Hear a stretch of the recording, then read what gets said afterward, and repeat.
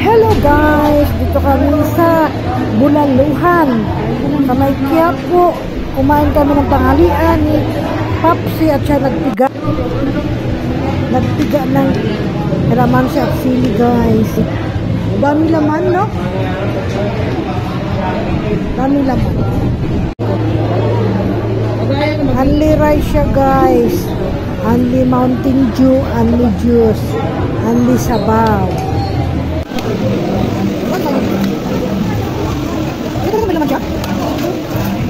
Tikman natin yung bone marrow.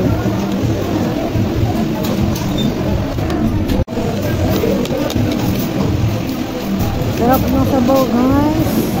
Naka-unli siya. At malasa. Maraming gulay. Malambot yung karning baka.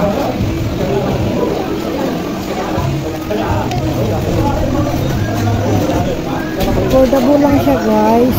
Solid na solid. Busog match. Nakailang only rice kami guys.